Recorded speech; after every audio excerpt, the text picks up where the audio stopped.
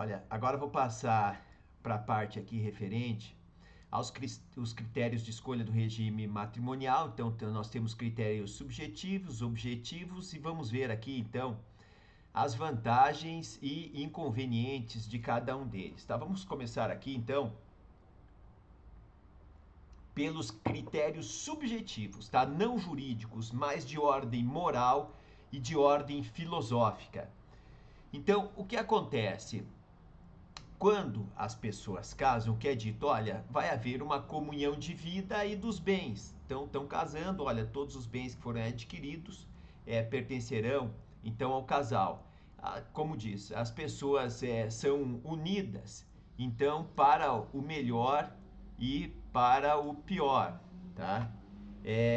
Nesse tipo de situação, o que vai acontecer? Vai ser adotado, então, sob o ponto de vista, como eu disse, moral e filosófico, um regime que exista a comunhão dos bens. Então, o regime legal, o regime que é mais utilizado, eu posso dizer para vocês, em alguns países que eu sei, na França, na Itália, no Brasil, é o regime da comunhão parcial de bens. Então, as pessoas casam com esse propósito, né, de constituir uma família, dos bens que adquirirem pertencer ao casal. Então veja, isso eu não estou dizendo aqui sobre o ponto de vista lá, como eu disse, do sócio, de uma pessoa que vai virar sócio ou acionista de uma SA de capital fechado. Eu estou dizendo aqui dos aspectos aí morais e filosóficos que as pessoas então vão casar aí com esta intenção.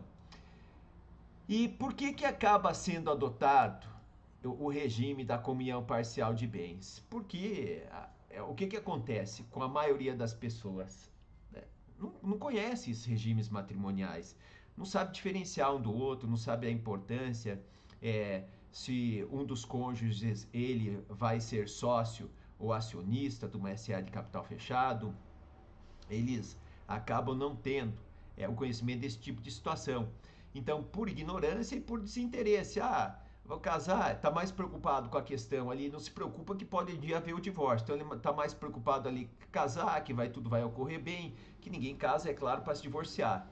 Mas acontece, não acontece, nós sabemos. Então é por isso que é importante conhecer aqui os regimes matrimoniais. Então as pessoas, muita gente acaba considerando essa questão da escolha do regime matrimonial sob um ponto de vista secundário. Então nem aí, na hora de casar, qualquer regime tá bom, não conhece, então depois vem os problemas, né? Cada um, agora, se cada cônjuge quer ter a sua independência, vai escolher o quê? O regime da separação convencional de bens, né? E esse desinteresse aqui, ó, das pessoas, o que vai acarretar? A não escolha na verdade, uma escolha. Por quê? Porque vai ser adotado o regime da comunhão parcial de bens. Então, se a pessoa não escolher, vai o legislador fazer essa escolha por ela. Então, vamos ver agora os critérios objetivos, tá? O que acontece? Sob o ponto de vista mais racional. Então, existe uma vontade de proteção da família contra os credores de um ou outro cônjuge que exerce uma atividade empresarial independente. A pessoa tem lá uma EIRELI, uma sociedade limitada unipessoal, ele é sócio de uma sociedade limitada aí com 2 ou mais sócios. Eu citei aqui exemplos. O que vai acontecer nesse caso, né, nesse tipo de situação aí? Um credor, ele vai poder fazer o quê? Tá? Dependendo do tipo de situação, se o credor for, eu digo aqui, o credor é o marido ou o credor é a mulher, por quê? Porque pediu lá uma apuração dos haveres do marido por ocasião do divórcio. O que vai acontecer nesse tipo de situação? Vai dar aquele problema que eu comentei anteriormente, né? O marido vai ter que pegar e pagar as cotas, a parte referente às cotas sociais que a mulher ou o marido tem direito, que vai depender de quem aí é sócio. Então vai ter esse tipo de problema, tá? Se os negócios vão mal, é importante proteger então a família, tá? Se os negócios vão mal, é importante proteger a família. Por quê? Eu dei o exemplo lá anteriormente daquele débito tributário, que o marido praticou um ato ilícito, tá? O que vai acontecer? Vão para cima dos bens dele e vão atingir também a parte da mulher. Se fosse casado pelo regime da separação de bens, não aconteceria isso, porque somente a parte do casal que praticou o ato ilícito é que seria atingida. Então, se foi o marido ou se foi a mulher, que eram sócios, somente a parte deles é que seria atingida. Agora, sob o ponto de vista sem olhar agora mais para o lado de terceiros, do próprio casal, se o casal ali quer crescer junto, eles querem crescer juntos, o que vai acontecer? Todo patrimônio que for adquirido posteriormente ao casamento, e que, como eu disse, é a regra geral, vai pertencer então ao casal posteriormente, é claro, os bens que foram adquiridos posteriormente ao casamento. Aqui, agora, sob o ponto de vista objetivo, mas veja que existe uma contradição entre a situação anterior e essa. Se o casal quer ter uma independência com relação ao seu patrimônio, para não misturar, não haver a mistura dos bens, o que acontece? Esse seria o regime da separação convencional. Tá? Daí o que vai acontecer? Vai acontecer o seguinte, que os bens que forem adquiridos por aquele sócio junto à empresa, que ele vai ter participação nos lucros, serão somente dele. Então tá, como é que fica a situação do casal? Olha a contradição. Como é que fica a situação do casal? Porque só tá o marido se enriquecendo e a mulher não está se enriquecendo como ele. Então, né, ou a mulher, seria a recíproca verdadeira, somente um deles é que está com o seu patrimônio aumentando, entendeu? Então, cadê essa comunhão de vida, né? Então, existe uma contradição esses dois regimes. Então, como eu disse, poderá haver uma mudança posterior, né? Então, eu estou colocando aqui os problemas. Ah, tá. Qual que é o regime ideal, então, para casar? Olha, o regime ideal para casar é aquele que o casal for escolher. Ele traçar um regime sob medida, tá?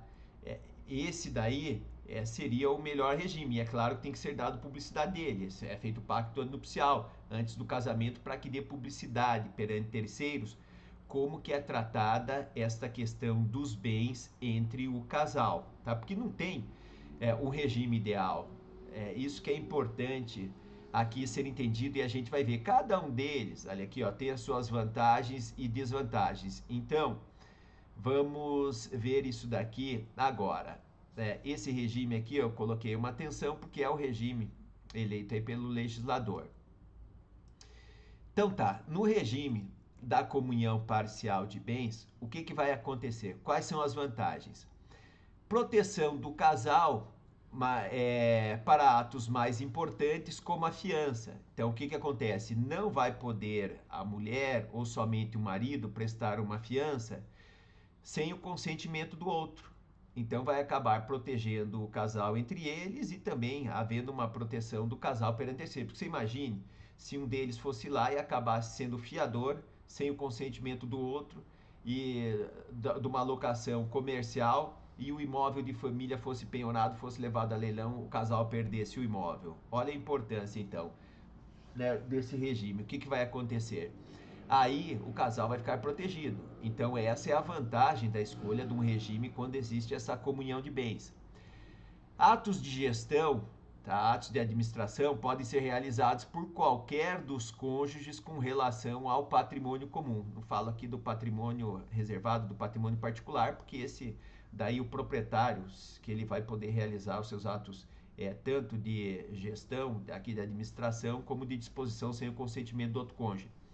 Mas aqui o patrimônio comum, com relação à administração, por exemplo, tem dois imóveis, quer alocar o imóvel da praia, não vai precisar do consentimento do marido para alocar aquele imóvel da praia. O próprio marido ou a própria mulher podem assinar lá o contrato de locação. E também vai haver aqui uma segurança do casal, porque o que é que acontece? Havendo um enriquecimento do casal posteriormente ao casamento, existe uma segurança para os dois, vai ficar metade para cada um deles. Essas são as vantagens. Agora, quais são as desvantagens, né? Não existe verdadeira liberdade na administração dos bens e nem na sua disposição. Por quê? Porque sempre vai precisar do consentimento do outro. Então, um cônjuge está viajando, não pode assinar um documento agora. O que acontece? Pô, vai ficar complicado, né? Não vai ter como assinar, então cria esse tipo de problema. Então, não existe ali uma total liberdade, né, nos atos de administração e disposição. Como eu mencionei aqui, então, é uma exigência sistemática de terceiros do consentimento do casal. Então, o que acontece? Vai realizar um ato, por exemplo, a própria questão aqui da fiança, daí vai precisar do quê? Do consentimento do casal. Protege ele, mas tem esse tipo aí de desvantagem de sempre precisar da autorização do outro para a realização de determinados atos que estão numerados lá no artigo 1647 do Código Civil. Não existe uma verdadeira proteção do bem patrimonial da família. Não existe, porque, como eu disse, vamos imaginar que exista uma dívida de um credor pessoal da mulher ou do marido, tanto faz. O que acontece? O casal tem 2 imóveis, vai lá penhorar um imóvel, outro imóvel, vai levar para leilão. É aquilo que eu disse, não existe uma verdadeira proteção perante terceiros, porque aquele imóvel vai ser penhorado, vai ser levado a leilão, vai ser vendido, e a parte do cônjuge que não é devedor, ela vai ser preservada, mas no leilão o imóvel vai ser arrematado por um valor menor. Então não existe uma verdadeira proteção da família no regime da comunhão parcial de bens.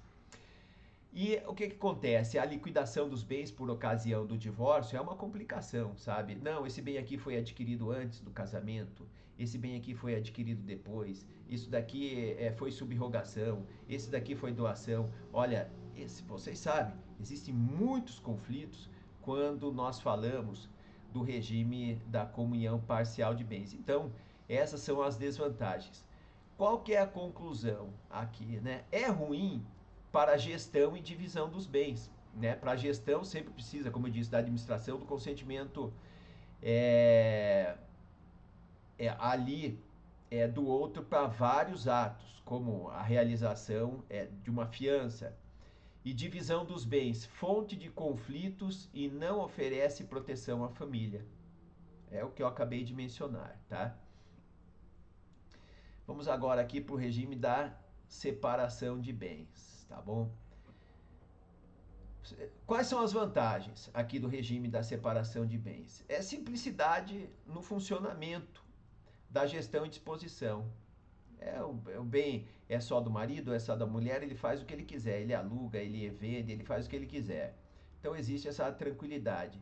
Segurança quando um deles for sócio. Por quê? Porque vamos imaginar que tem uma dívida trabalhista e vão lá responsabilizar pessoalmente o sócio.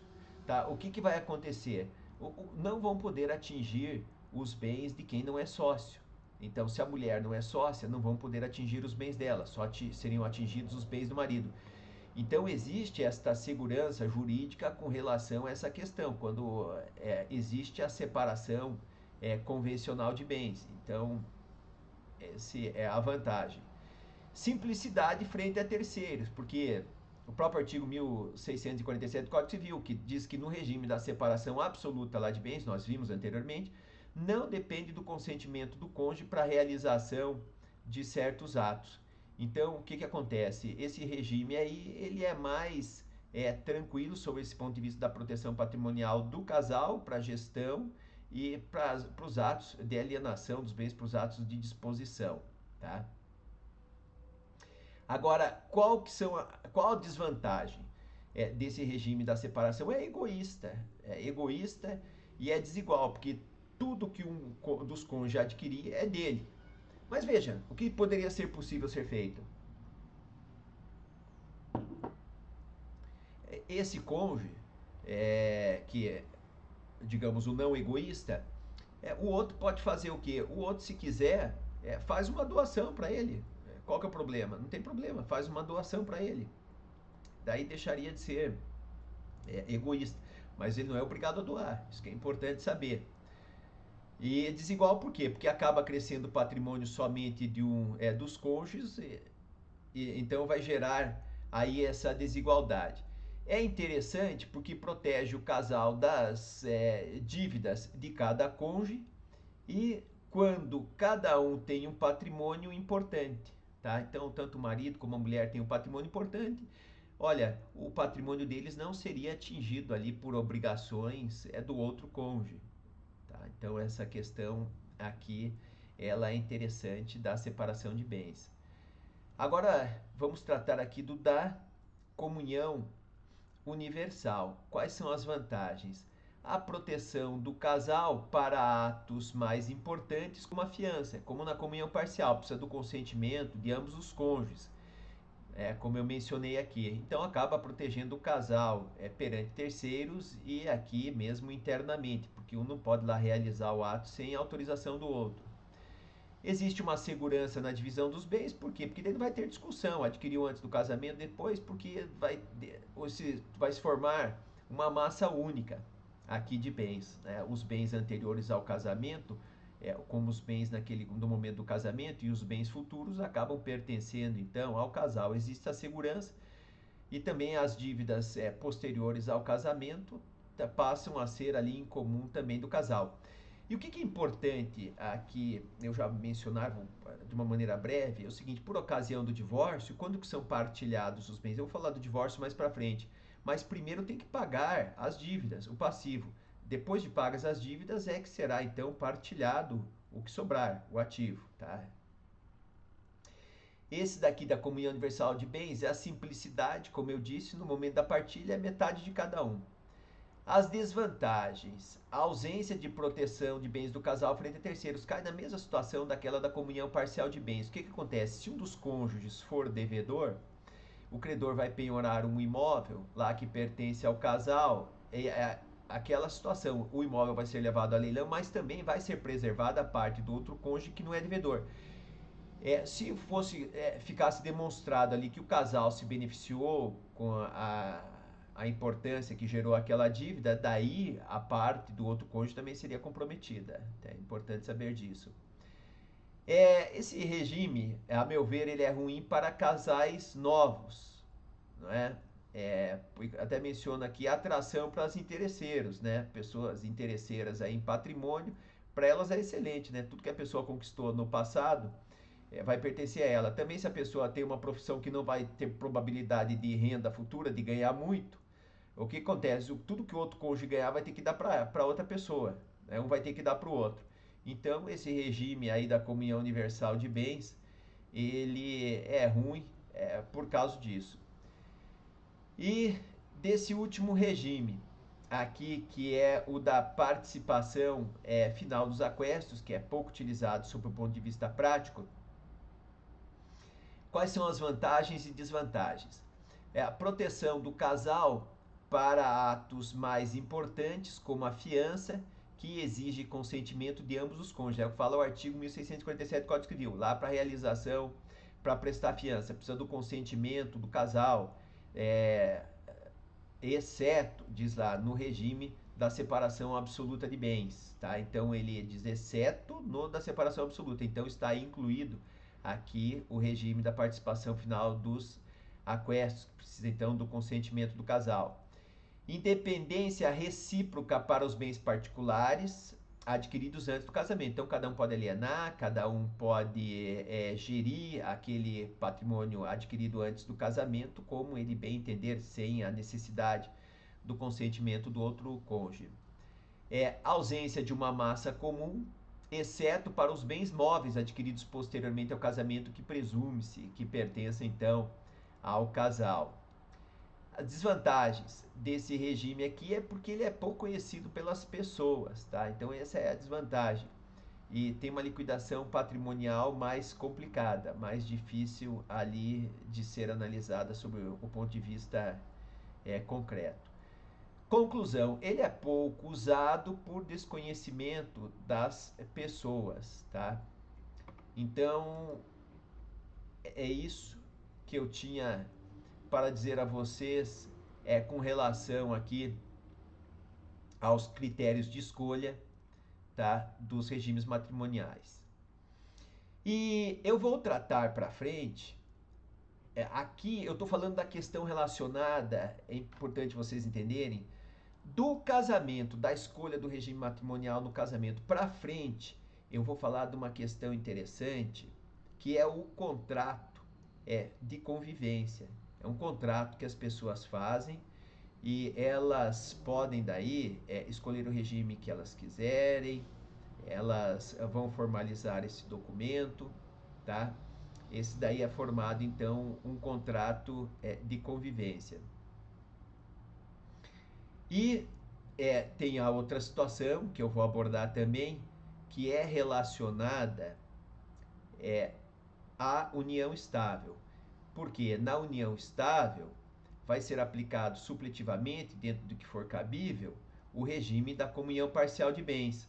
Mas na união estável, a gente não aplica um regime de bens para a união estável, não tem regime de bens para a união estável. Regimes de bens que eu mencionei aqui, eles são aplicados nos casamentos. E aqui são as quatro formas que a pessoa pode escolher então para casar. O regime da comunhão tem um desses regimes que ela vai acabar escolhendo. Tá? Esse que é importante aí tomar conhecimento então, tá, dessa situação. E sob o meu ponto de vista, qual que é o melhor regime, né, de bens então para casar, que eu tinha até brincado lá no post que eu fiz rapidamente, segundo o meu ponto de vista, tá? A questão é bem complicada, tá? Vocês viram, cada regime aí tem as suas vantagens e desvantagens. Como eu nunca casei, entendeu? Então eu nunca escolhi nenhum regime desse de bens. Então eu não passei por essa situação aí complicada, mas eu conheço, né, como é que funciona cada uma delas. E então, o regime que eu escolhi não foi nenhum desses, tá bom? Então é importante saber e eu digo aqui o motivo pelo qual não escolhi nenhum desses. Agora caberá a cada um fazer a escolha do regime aí que acha mais adequado para o seu caso. Coloquei as vantagens, as desvantagens e a pessoa vai analisar. Se já é casada também, a gente vai ver para frente, pode mudar aí o regime, tá? Então é isso e te espero na próxima aula, porque nela eu vou tratar da questão relacionada ao casamento, tá bem? Então, até a próxima.